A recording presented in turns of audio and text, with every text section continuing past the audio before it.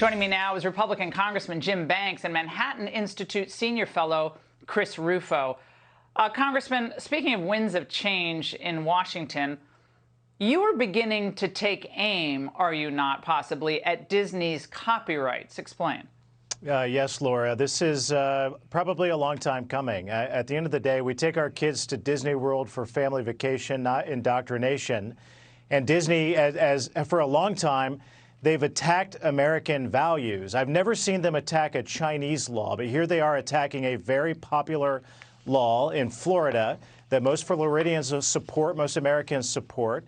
And if they're going to attack the American laws that are being put in place by duly elected governors and representatives at the state level, then they don't deserve all of the special American laws and protections that are granted to their company. So I wrote Disney a letter today, and I said, when your copyright laws expire, which is coming up in the next few years, and they come back to Congress and spend millions and millions of dollars to lobby members of Congress like myself, I'm not going to vote for it. I'm not going to vote for special laws that help Disney when Disney is attacking American values on a regular basis, like what they are in this situation with this situation in Florida specifically, and in a lot of other ways as well. I mean, I think they just take it for granted that they're going to have their copyrights extended forever. I mean, I think of a book like A Christmas Carol, like that's in the public domain now.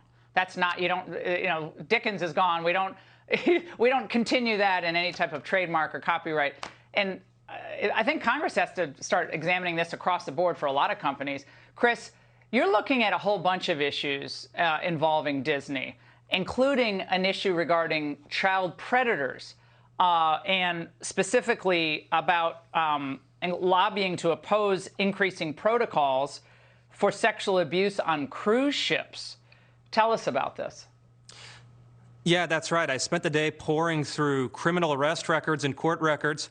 And while Disney is now presenting itself as the moral arbiter about children and sexuality, there is a dark side to Disney. In fact, over the last few years, dozens and dozens of Disney employees have been arrested for child pornography, child sex exploitation, and even child rape. But more concerning than that, which is already in a huge moral scandal, Disney executives, through their trade union lobbyist associations, actually pushed to reduce the most stringent regulations and reporting requirements for sexual abuse on the cruise ships. There was even one story reported a number of years ago where Disney did a cover-up for a man who was an employee of that cruise ship who molested an 11-year-old girl. Disney refused to report it, allowed him to evade authorities and flee back to the country of India. So I'm not going to sit here for 1 minute and take moral lectures from these moral midgets like the Disney CEO and the Disney president, who have been covering for, hiring, and even enabling child sex predators for decades. Well, at this point, Congressman, it would seem to me that parents, they had a choice in Virginia, and they chose to go with Glenn Youngkin because of the schools issue in part, and there were a lot of other issues. Biden's wildly unpopular. So you've got to wonder why the Democrats are deciding to go down this road now. I said this is a hill they're willing to die on, apparently. I mean, the country is not with them on these issues, certainly not regarding children. And this bill is it's such common sense, and it's so needed, not just in Florida, but every state in the country, Laura. I mean, you look at what this bill does. By the way, I have an 8-year-old daughter. I don't want her indoctrinated about sexual behavior at school or at Disney World. And so you do have to wonder, why are the Democrats so hell-bent on opposing legislation and laws like this that the vast majority of the American people support? But you have these woke executives at places like Disney, who, by the way, as I said earlier, they've never protested anything about China. They completely turn a blind eye and support Uyghur Muslim genocide in China.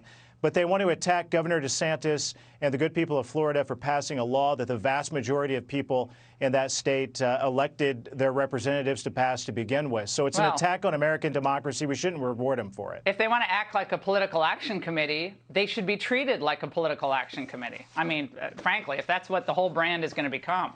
I know they give a lot of donations to Republicans and Democrats, which is fine. But if they're going to actively advocate day after day on this one particular issue, then they're just going to have to see where the chips fall on this. But Chris, here's how the rest of the media is reacting to this controversy. You may be talking about a problem that doesn't exist. It's just like critical race theory. What they want to do is keep yelling about it to get people in their homes questioning what conversations are happening around sex that don't actually exist. I think the problem for the Republican Party is that it goes to what Democrats can use, and frankly independents as well, to continue to paint the party as intolerant, as bigoted. Well, Chris, it's moved from tolerance to you must accept and advocate this for children in some school settings in this country. Yeah, we do this very weird slippery slope with the left where they say something doesn't exist and then you blink and they say it's mandatory. But they're playing this same failed playbook that they tried with critical race theory. We educated 175 million Americans about critical race theory in the last 18 months. They're with us by a 2-to-1 margin. We're seeing those same numbers for the Parental Bill of Rights. So really, this is a combination of projection and denial.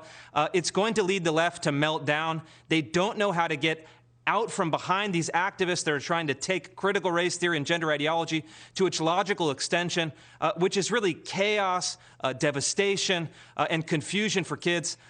Most American people will not stand for it. Most American people are standing up against it, and they're going to find out where the American people stand come November. Yeah, I beg that they run on this issue, because I'd say one word that we don't use a lot on television: innocence.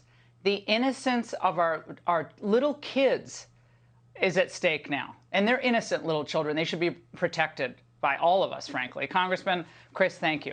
Hey, Sean Hannity here. Hey, click here to subscribe to Fox News YouTube page and catch our hottest interviews and most compelling analysis. You will not get it anywhere else.